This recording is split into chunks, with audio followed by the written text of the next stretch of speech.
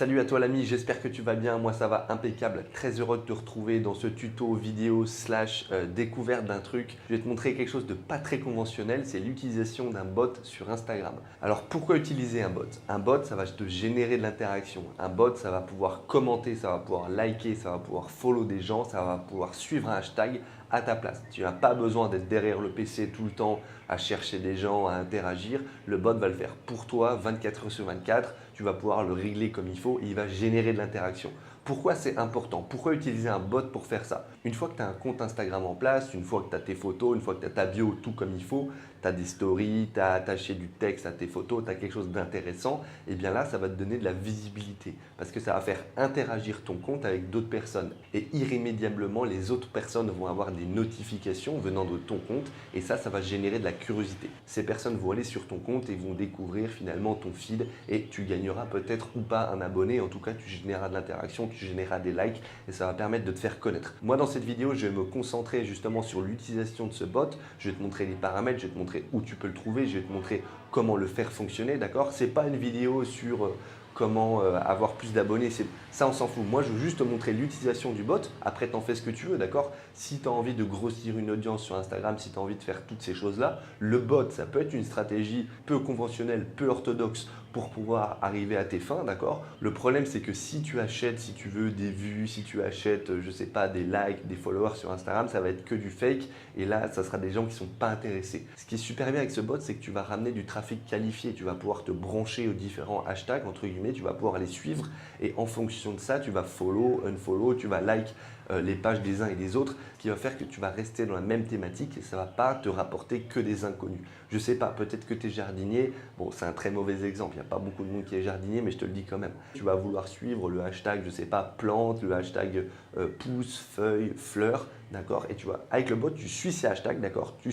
Tu vas regarder en fait toutes les publications jour par jour, minute par minute qui sont postés avec ce hashtag et tu vas pouvoir follow, tu vas pouvoir like tous les posts qui sont relatifs à ce hashtag.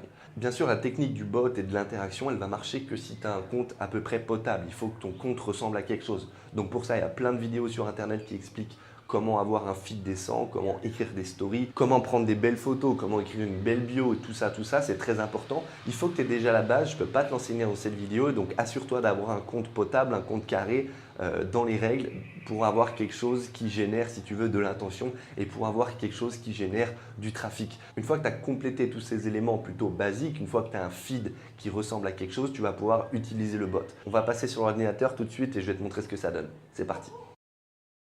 Alors ce bot, tu peux le trouver où? Tu peux le trouver sur GitHub, il s'appelle instabot.py et là tu as des mecs, des génies qui ont mis à disposition justement ce bout de programme en Python pour que toi-même tu puisses faire tourner le bot depuis n'importe quel serveur que tu possèdes. Ça peut être ton ordinateur, ça peut être quelque chose en ligne dans le cloud, c'est comme tu veux. Il ne faut pas du tout que Facebook slash Instagram ait conscience que toi tu utilises le bot de manière programmatique. Ça c'est totalement interdit, c'est totalement banni et tu risques de te faire bannir ton compte tout simplement.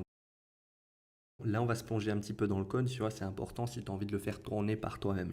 Sinon, il n'y a pas de souci, tu vois, je peux le faire tourner à ta place, il suffit de me contacter. Tu as un petit lien en fait dans la description, tu peux me contacter, je peux t'aider à le faire. Bon, bien sûr, c'est pas gratuit, mais on va s'arranger, on va trouver un truc. Tout ça pour dire que mais là, je te montre comment faire, hein. Je te donne tous les outils vraiment pour le faire fonctionner. Donc, avec tout ce que je te dis normalement, tu n'as même pas besoin de moi. Dans le login, en fait, tu vas mettre ton nom d'utilisateur, password, tu vas mettre évidemment ton mot de passe. Ça va interagir avec l'API d'Instagram. Donc, il n'y a pas de souci, tes identifiants vont aller nulle part, mais méfie-toi quand même, tu vois, si tu as un doute, de toute manière, le code source est là sur GitHub, tu peux l'analyser, comme ça tu vois qu'il n'y a pas d'embrouille. Ensuite, là, tu vas régler en fait tous les autres paramètres, toutes les variables qui sont importantes, par exemple le nombre de posts que tu veux like en un jour, le nombre de commentaires que tu veux écrire en un jour, le tag list c'est super important, c'est tous les hashtags que tu veux follow. Ensuite, ce que je voulais te montrer, c'est le système de commentaires. Le système de commentaires, c'est un tableau de chaîne de caractères et ça va t'aider pour construire des commentaires qui ne seront jamais les mêmes. Comme ça, tu ne peux pas te faire griller. Si tu publies évidemment 50 000 fois le même commentaire sur des photos différentes, tu vas te faire griller par l'algorithme. Et ça, c'est un système en fait de construction de phrases. C'est super intéressant. Ça veut dire que de manière aléatoire, il va te construire une phrase comme ça. Exemple, The pic looks great, ok? Sur un autre commentaire, il va te mettre Your photo looks very cool.